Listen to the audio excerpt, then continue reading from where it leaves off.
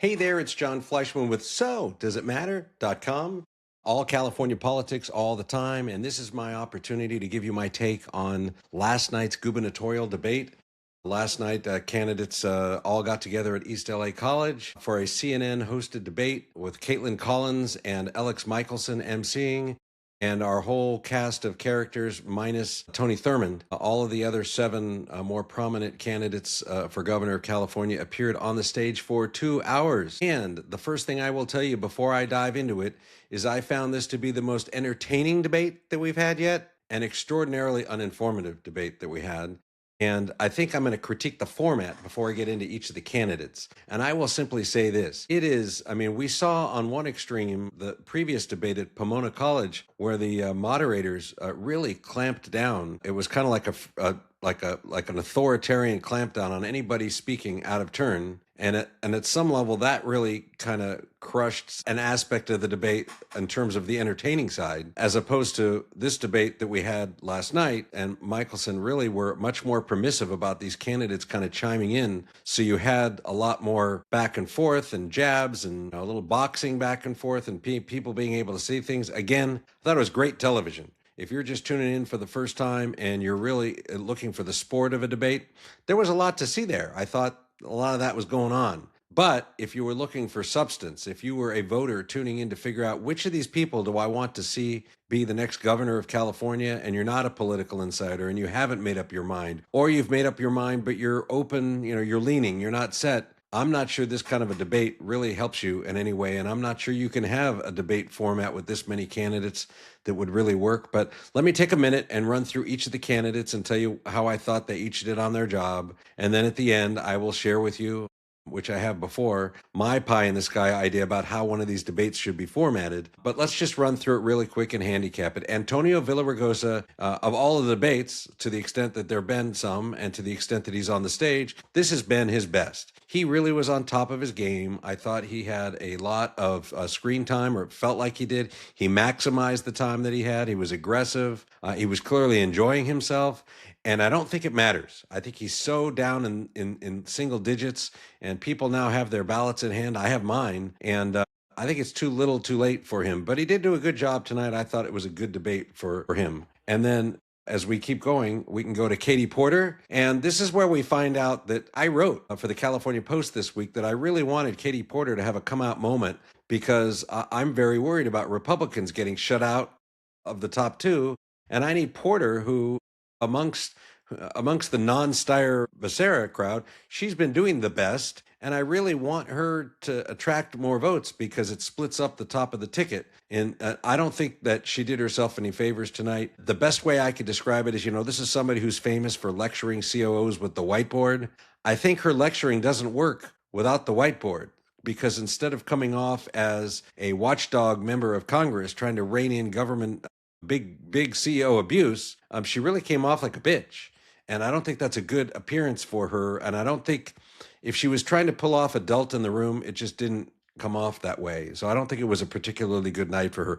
Tom Steyer, he was status quo. I don't like his style. He's hyperbolic. He's always got, what's the word? Rhubarbic cheeks. I think his pulse never drops below 140 in any one of these debates. He'd probably win a debate if he took a Valium before he went up on stage. But he just keeps huffing and puffing and going. And if that's the guy you want, I think he's already got all the support that he's going to get for being that guy. At this point, he's just he's almost like trying to win with the percentage that he has and then run all kinds of ads attacking his opponents. In this case, it would be Becerra. So status quo night for Tom Steyer, in my opinion. Steve Hilton, I thought he did a great job tonight. He had one job and one job to do, which was to make sure people knew Trump had endorsed him and to make sure that he didn't do anything to lose his portion of the GOP vote, which is largely decided, right? There's a little bit of undecided GOP votes. So the only place for him to get more votes is to pry them off of Bianco. And the only place for Bianco to get more votes is to pry them off of Hilton. I thought Hilton, if you want to say that if you're the front runner amongst Republicans, he was a winner of sorts, because I thought he did just great. I thought he was articulate. Former Fox News host is at home on a televised debate format like this. So Thought it was a good night for Hilton. Chad Bianco, I thought, and I say this with all due kindness because I would love Chad Bianco to be my governor, he or Steve Hilton. This was not a good night for him. I didn't like the way that he handled himself. He came off very smug, almost like I can't be bothered to be on the stage with these people. They're that ridiculous. And I really do think, and I will say it again, Bianco's strategy, and he'll need to employ it tomorrow night, as we'll talk about. That's the next debate. He really needs to, he's emphasized his law enforcement credentials, although he did it in an odd way tonight. But he did emphasize his law enforcement credentials. He needs to be able to articulate what he will do about some of the major issues facing the state. He needs to demonstrate that he can govern outside of the issues of law enforcement. And he could do that by picking some issues and using his time to talk about those issues, as much time as they give him. So I don't think Bianco did what he needed to do to grow his share of the pie, but there's more opportunities. Xavier Becerra, if you're going to have a debate winner, it would be the guy who's on top in the polls. And I don't think anything happened tonight to change his position in the polls. I thought it was notable that Steve Hilton lit him up for all the issues that, his former chief of staff is in the middle of a criminal probe with Dana Williamson, Governor Newsom's former chief of staff.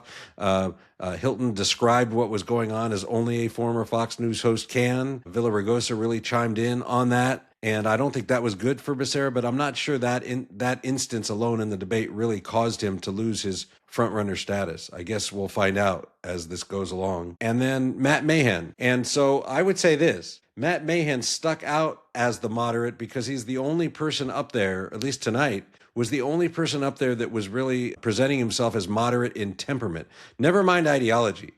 I think a moderate on ideology doesn't have bandwidth to get enough votes to get into the top two. But, as the adult in the room, kind of a moderate, and that's how he kind of came off. He came off as a very serious adult in the room guy. Sadly, I'm just not sure how much appetite there is for that in a primary in California amongst Democrats.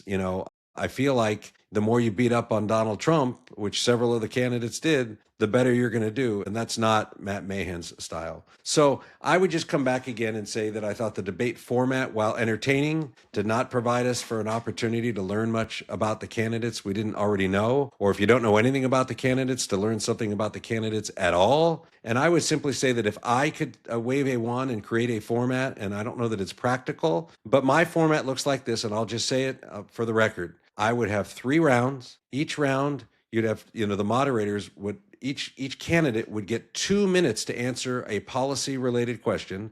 They would be cut off if they weren't answering the question directly and they were talking about what they've done in the past. What would you do if you were governor about homelessness? And you'd have 2 minutes, and each candidate would get a different question based on where the moderators wanted to take the debate. So everybody wouldn't answer the same question. You'd have all 7 of them get 2 minutes.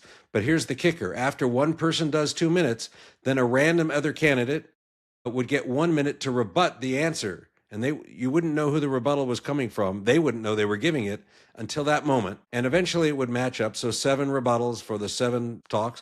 And then I do that 2 more times. And in doing that, we actually would have a format where these candidates would have a chance to substantively talk about the issues that are facing the state.